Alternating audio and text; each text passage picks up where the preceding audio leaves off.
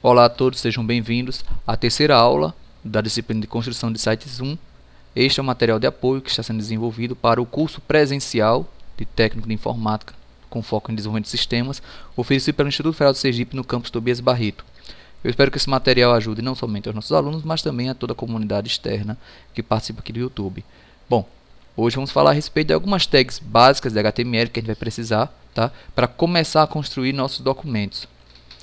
Então a gente vai falar um pouquinho a respeito das tags para cabeçalho, de H1 até H6, tá? Não confundir com a tag header, que a gente vai ver mais tarde, quando a gente for falar a respeito das novas tags semânticas introduzidas pela HTML5. A tag de parágrafo, P, também a tag de quebra de linha, a tag para criar uma linha horizontal, HR, e por fim a tag de hiperlink, que vai ser muito utilizada por nós aqui no nosso curso, tá? Bom, mas antes de começar, vamos recordar um pouco qual é o papel da tag head. Para que serve mesmo a tag head? Qual é o tipo de informação que ela guarda? Lembrou bem?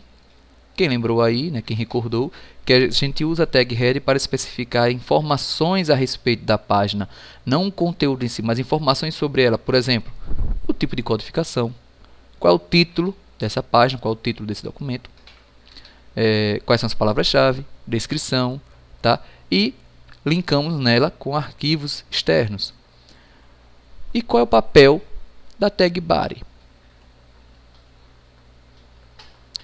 A tag body, como alguns devem ter lembrado, né? Espero que a maioria, é utilizada para descrever todo o conteúdo, o corpo do documento que vai aparecer no navegador, que vai ser renderizado pelo navegador.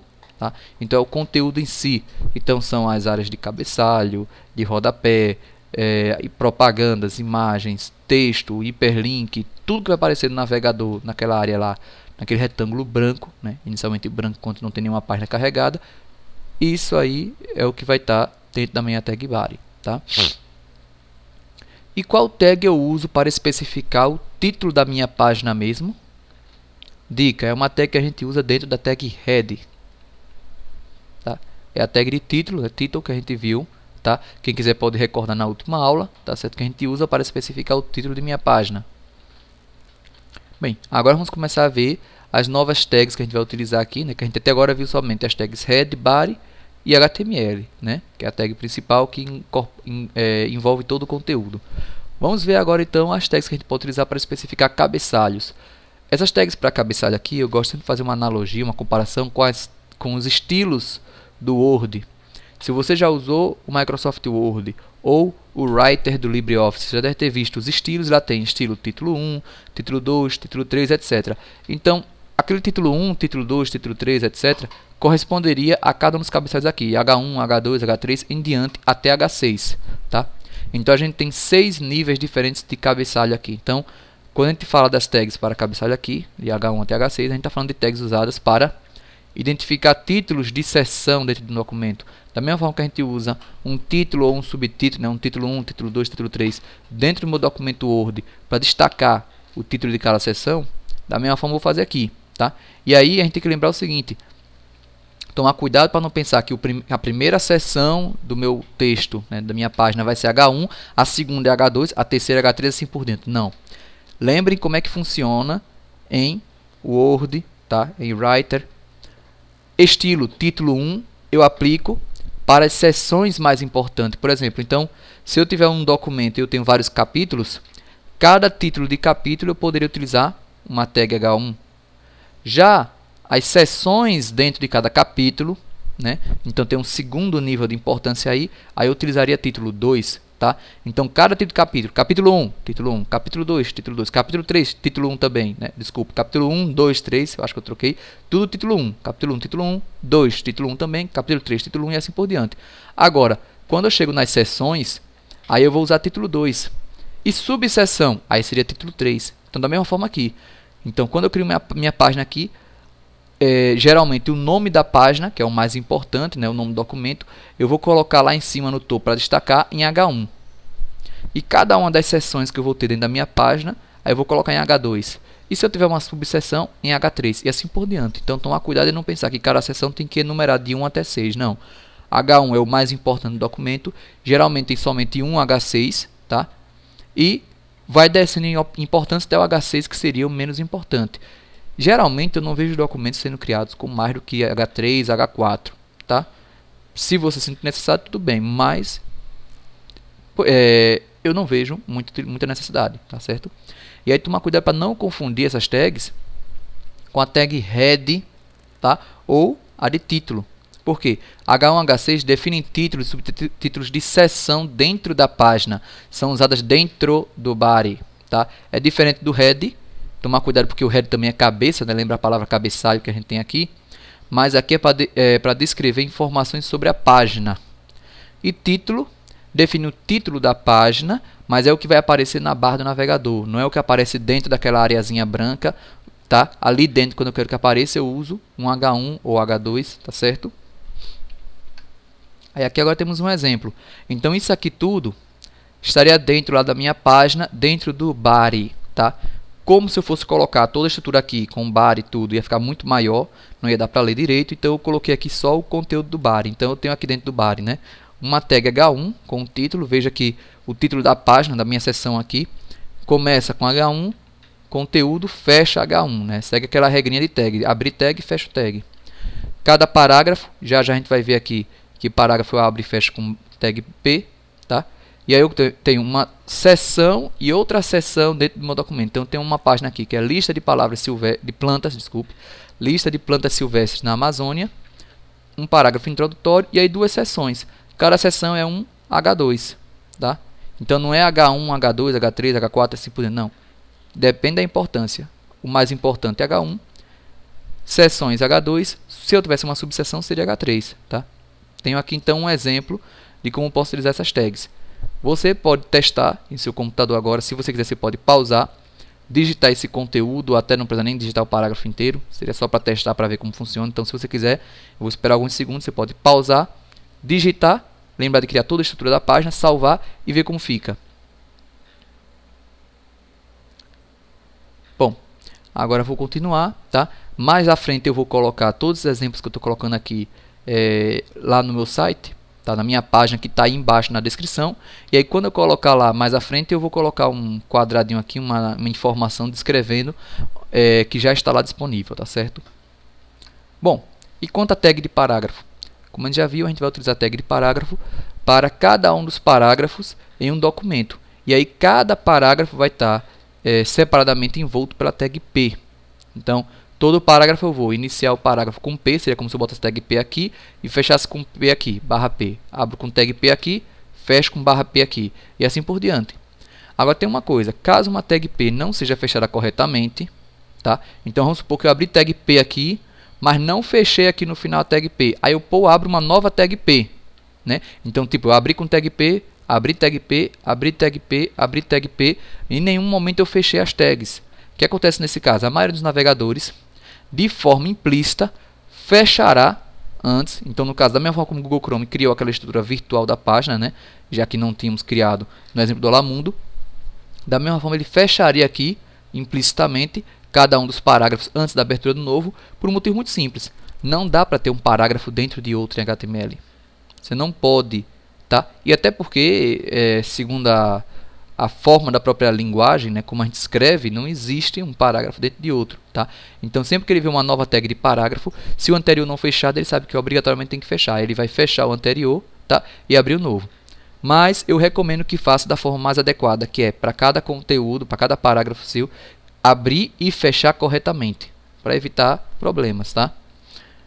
A maioria dos navegadores vai acrescentar algum espaço extra entre os dois parágrafos consecutivos. Então, se você tiver aqui um parágrafo embaixo o outro, você vai, quando renderizar, de um parágrafo para outro tem um espaço a mais. Por quê? A gente vai ver mais à frente que, por padrão, a maioria dos navegadores colocam uma margem acima e abaixo, tá?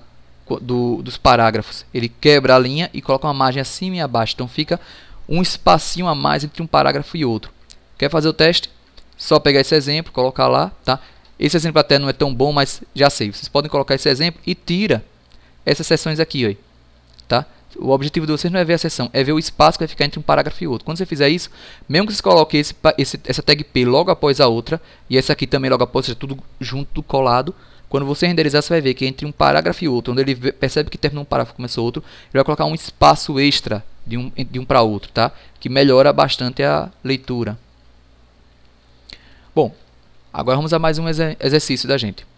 Eu quero agora que vocês abram novamente o arquivo biografia.html que vocês salvaram na última aula. Eu espero que tenham salvado aí, que estejam com ele aí fácil. E eu quero que vocês façam o seguinte, né? O que a gente vai colocar lá no documento? Acima do parágrafo com a biografia, então antes de começar nessa minha biografia, eu vou querer que apareça um título para a página. Tá? Veja só o que eu vou dizer. Vocês já colocaram na aula anterior o título para a página na tag head. Agora eu quero que apareça dentro do body, no corpo. E aí, claro, então vai ser a tag título que a gente viu na aula anterior. Veja aí que você pode fazer com o que a gente já viu nessa aula hoje. Tá? Então, acima do parágrafo, eu quero que apareça uma tag título, tá? Para a página com o seu nome.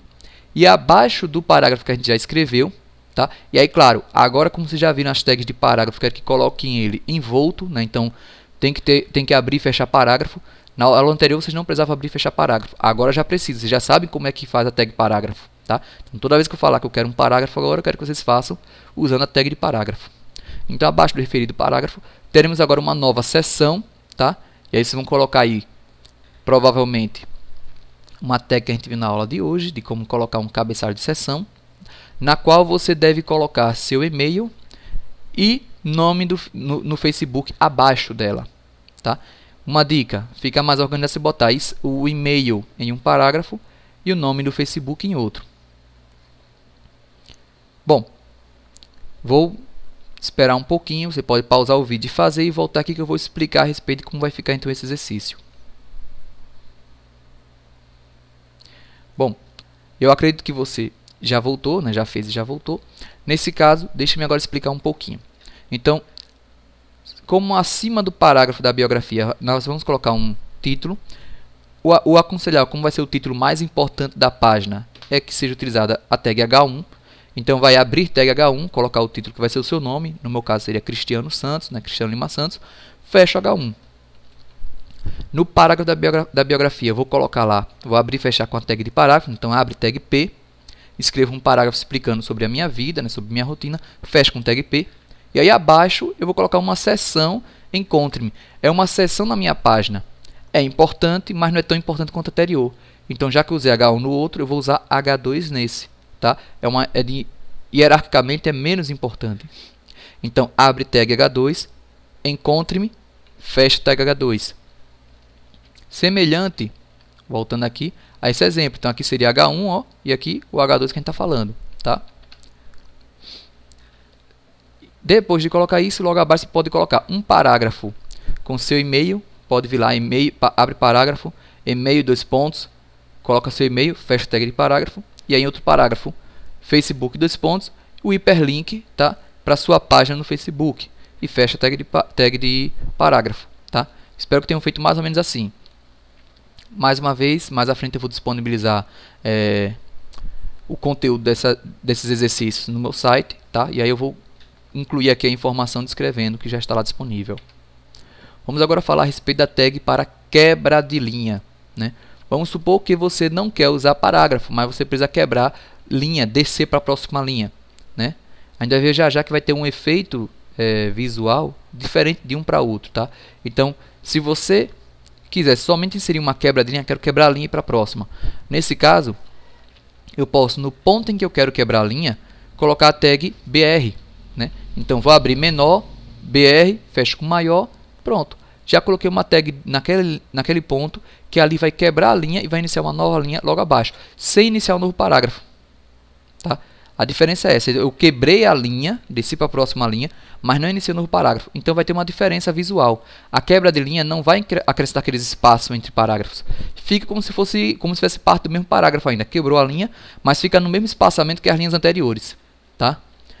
Como se trata somente de uma quebra de linha, não é possível alinhar outras tags dentro dela. Lembre, a tag BR, né, de quebra de linha, está aqui embaixo, ela não apresenta conteúdo, não tem tag para fechar, então não tem como colocar outra tag dentro dela.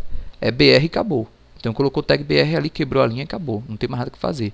Então, por exemplo, esse aqui é o mesmo conteúdo que a gente viu há alguns minutos atrás quando a gente viu a respeito das tags de seção, a diferença é que aqui dentro desses parágrafos, eu estou colocando uma tag BR, de quebra de linha.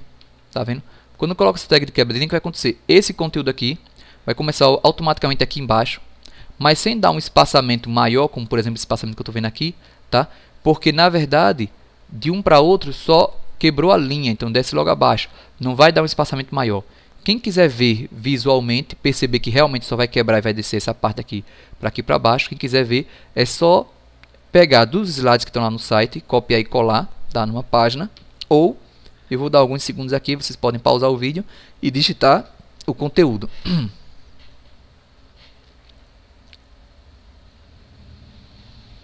Bom, agora que vocês já devem ter digitado e olhado, eu vou repetir mais uma vez. Sempre testem o que a gente está passando aqui.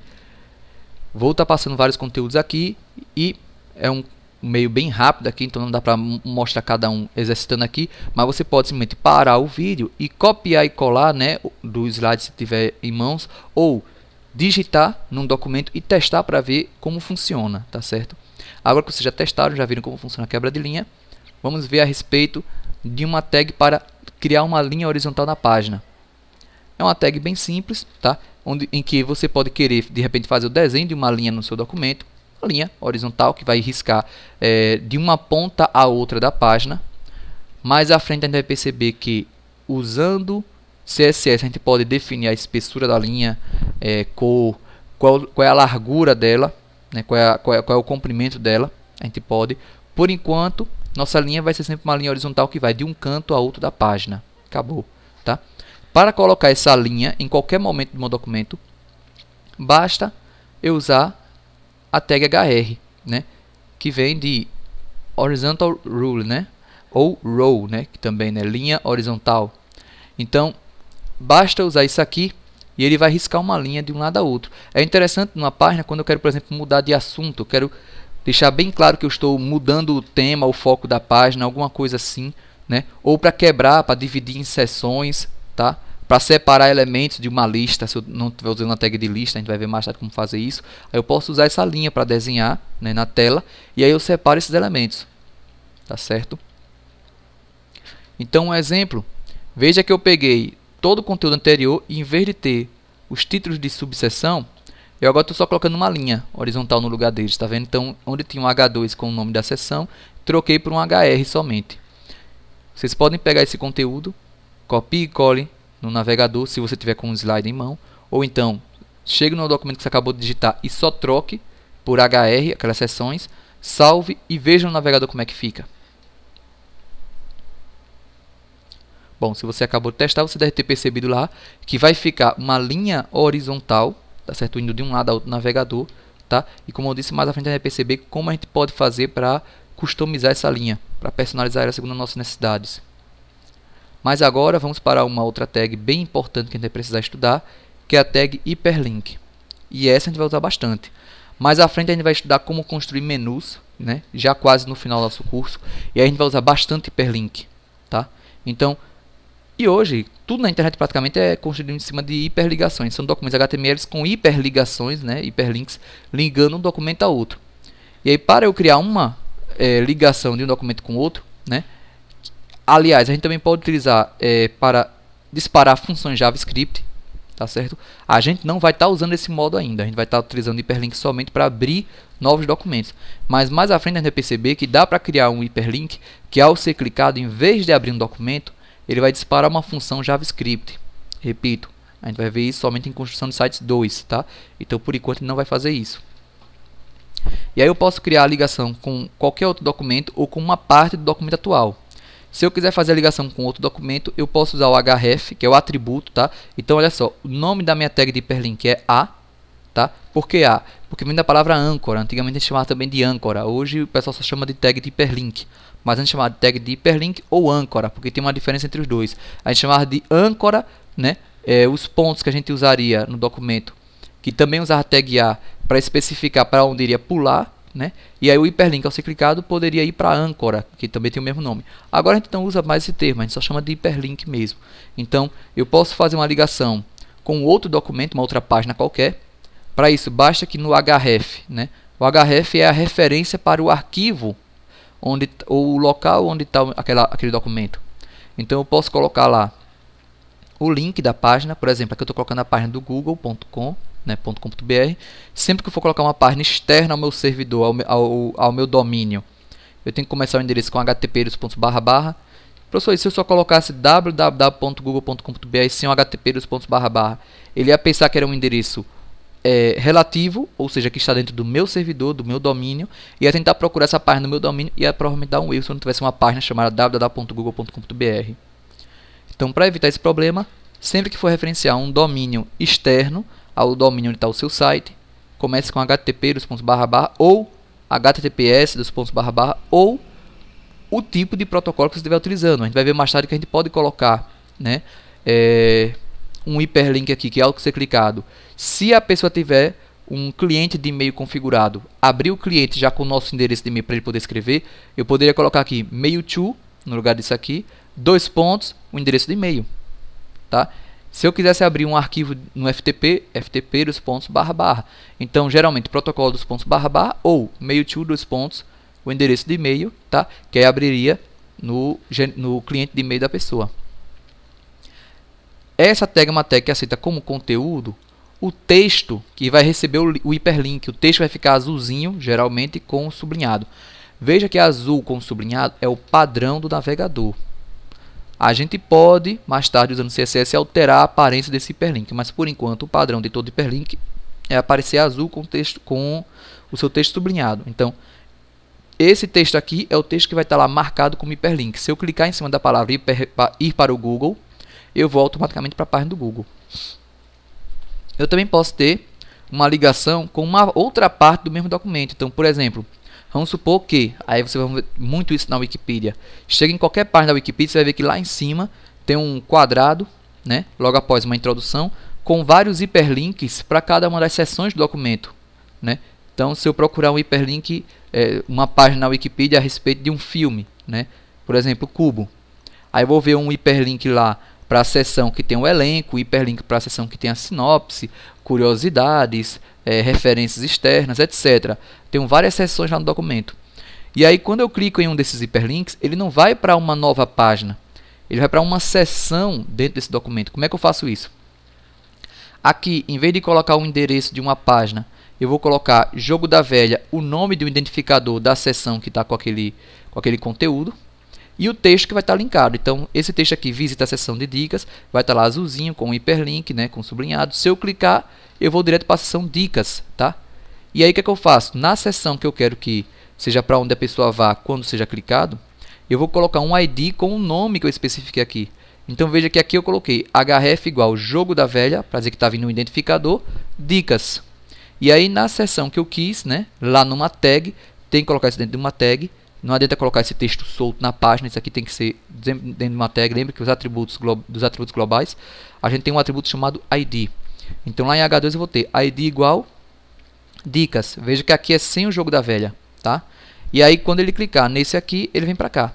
Então, o hiperlink eu posso botar, né, se eu quiser o endereço de um outro documento, eu posso colocar o endereço para aquele documento com http://, né, ou seja, o caminho completo se for o endereço absoluto. Se for o endereço de uma página no meu próprio servidor, pode ser um endereço relativo. Mais à frente a gente vai ver exemplo disso. Tá? E se eu quiser referenciar uma seção dentro do mesmo documento, uma outra parte dentro do mesmo documento, basta colocar Jogo da Velha e o nome que eu vou dar à seção e usar esse nome como ID dela.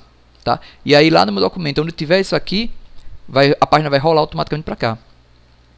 E o último caso é, se eu quiser que seja uma ligação para outra parte em outro documento, ou seja, ele vai para outro documento e vai pular para aquela seção que eu quero. Tá? Como é que eu faço isso? É só juntar os dois. Então eu vou colocar lá no href o nome, né, o caminho do arquivo. Aqui eu estou fazendo uma referência como caminho relativo. Veja que eu não coloquei o HTTP. Isso aqui está dizendo o seguinte: procure na mesma pasta em que o arquivo atual está e abra o arquivo capítulo 2.html. Ele está lá. E aí ele vai carregar essa página e quando abrir ele vai exibir a seção que estiver marcada com esse nome aqui, seção 3. Tá? Então isso aqui é um hiperlink para ir direto para a seção 3 do capítulo 2. Documento capítulo 2, seção 3 vai ser o nome de uma seção, o nome de uma tag que eu vou colocar lá dentro, um ID. tá certo? Então, desse jeito eu posso tanto pular para um outro documento, o mesmo documento para uma parte diferente, ou para outra parte de outro documento, tá certo? Agora vamos ver um pouquinho a respeito de cada uma dos principais atributos de hiperlink. O primeiro que vocês já viram bastante aqui é o href, que eu uso para especificar o endereço URL. E eu estou mostrando alguns exemplos. Aqui um exemplo para abrir a página, né, que eu estou colocando o endereço como absoluto, tá? Aqui, né, igual que a gente viu agora há pouco, passando o nome da seção, né, o ID, e aqui juntando os dois. Tá? Então eu tenho esses três casos. Tá? O atributo target. O nome target é utilizado. Tá? Aqui está errado, vou até corrigir. Peço desculpas. Pronto. Coisinhas que a gente só percebe quando a gente vai revisando. É incrível. Então, o atributo target, ele especifica onde o documento linkado vai ser aberto. Então, quando eu clicar naquela hiperligação, ele pode abrir na própria janela onde ele está. É o valor padrão. Por padrão, ele abre na própria janela em que ele se encontra. Tá? Então, se você não especificar target nenhum, quando clicar no hiperlink, abre na própria janela, na própria aba onde ele está. Mas eu posso especificar também com underline blank. Veja que todos esses nomes aqui têm underline antes. Tá? Tem que ser exatamente assim. Underline blank vai abrir em uma nova aba ou nova janela. Underline parent abre na janela mãe. Então, por exemplo, vamos supor que eu tenho um documento na janela 1. Clico no link que eu mando abrir numa nova janela, usando blank, por exemplo, e abrir uma nova janela. Se na nova janela tiver um documento com um link e esse hiperlink manda abrir na janela usando parent, né, o target parent, vai abrir na janela 1, que foi quem abriu aquele documento. Tá? Então, uma forma que eu tenho para interligar dois documentos separados, sendo que um abriu o outro. Né? Então, quando o primeiro documento abre o novo em uma nova janela, o novo, na nova janela, pode abrir uma outra página dentro da primeira, usando o target parent. Tá? Underline parent. Underline self é o valor padrão, significa que vai abrir na janela ou frame atual. E é bem parecido com o top, tá? O underline top, se você não estiver usando frames. Se a sua página estiver usando um frame, vamos supor que você tem uma página toda bonita e tem um frame, que é como se fosse um quadrado na sua página, onde você carrega uma página. Se ali dentro daquele quadrado você tiver um documento que abra com underline self, que é o padrão, o hiperlink que for aberto vai carregar dentro daquele mesmo quadrado. Mas se você estiver utilizando o underline top, abre sempre na janela, não no quadrado. Então, se eu tiver um hiperlink dentro daquele quadrado, daquele frame, a gente vai ver bem mais à frente no nosso curso como é que usa frame, tá? A gente vai ver quando a gente for estudar a respeito de tabelas, listas e frames. Aí, se eu tiver um frame, lá um iframe, e eu colocar um hiperlink dentro dele, que abre no top, mesmo ele estando dentro do frame, mesmo que o documento deveria, talvez, se você quisesse abrir dentro do frame, mas como você botou como para abrir no top, ele vai, vai carregar na janela como um todo, e não só dentro daquele framezinho, naquele retângulo, tá certo? Essa é a diferença. Aí, quando a gente trabalhar com frames, a gente vai poder testar cada um deles. E último caso, eu posso dar um nome para o frame, para a minha janela, tá? Então, eu posso especificar um nome que eu queira, e aí, quando eu colocar esse nome, vai abrir sempre naquela janela que tem aquele nome. Então, por exemplo, se eu criar um documento e eu mando ele abrir uma página no frame casa, todo hiperlink que eu colocar naquele meu documento agora, que manda abrir no frame casa, vai abrir no frame casa que foi criado na primeira vez que eu cliquei. Então, tomar muito cuidado, porque se você for colocar para abrir como underline blank, você quer que seja sempre numa nova aba, mas você esqueceu do underline, colocou só blank, para ele está colocando o nome de um frame, já que não se encaixa com nenhum dos anteriores. Se não encaixa com ninguém é porque é o nome de um frame.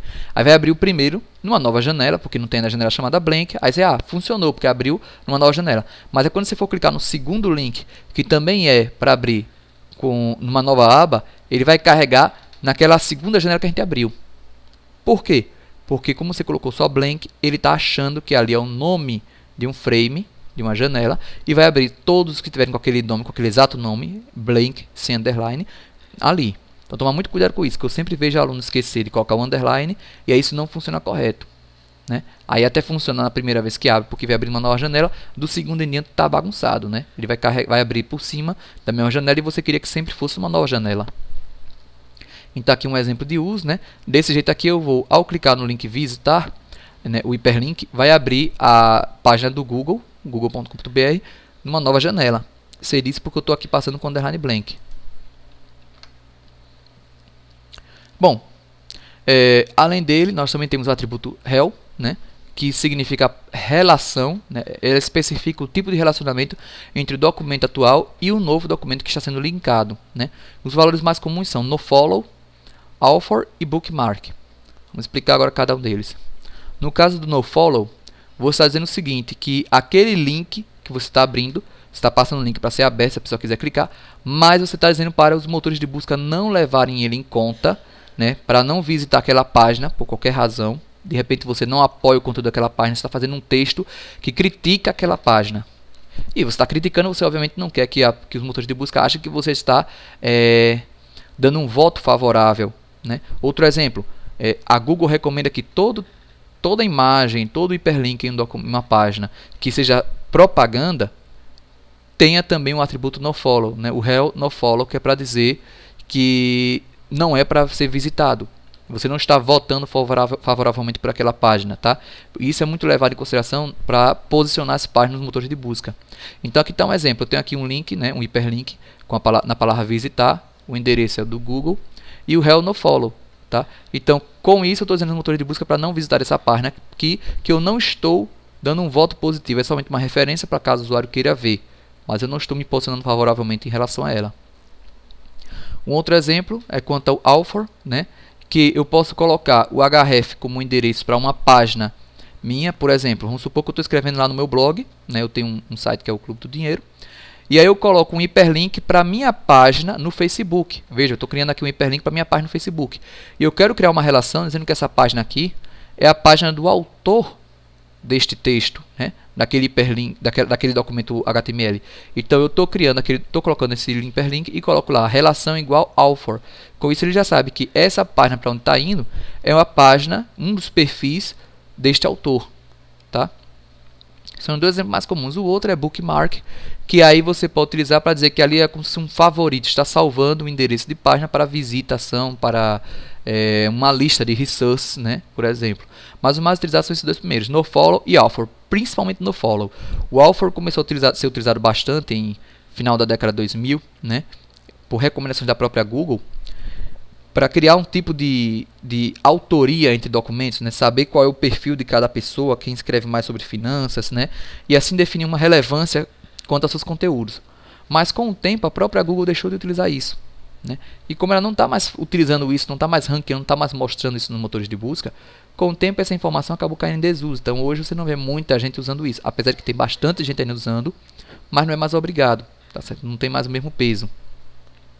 Bom, agora eu vou deixar mais um exercício para vocês, tá? Mais uma vez com o documento biografia.html.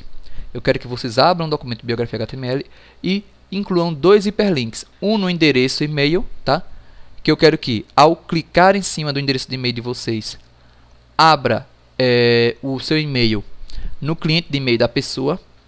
Para isso funcionar, volte até a parte em que eu explico a respeito de hiperlink logo no início, que eu comentei a respeito de como fazer isso, tá? E aí vocês vão usar dica, né? No href, não é bem um protocolo, é um pseudo-protocolo mail to né? Que é uma referência para ele saber que você quer que abra no e-mail. Mail to, soletrando M-A-I-L-T-O. M-A-I-L-T-O, e-mail. Professor, eu tentei e não consegui. Dá uma olhadinha a respeito dele no Google Search ou em qualquer outro motor de busca, vocês vão encontrar fácil, tá? Tentem fazer isso. E o segundo eu quero que no Facebook, né, onde está a referência para o seu Facebook, ao clicar no seu nome do Facebook, então na sua página vai aparecer agora, em vez do endereço do Facebook, o nome, eu quero que abra a sua página do Facebook. E aí você pode abrir a sua página na própria página atual, e aí depois alterar para abrir numa nova página, para testar o uso do atributo target, tá certo? Então faça essas duas alterações e até a próxima aula.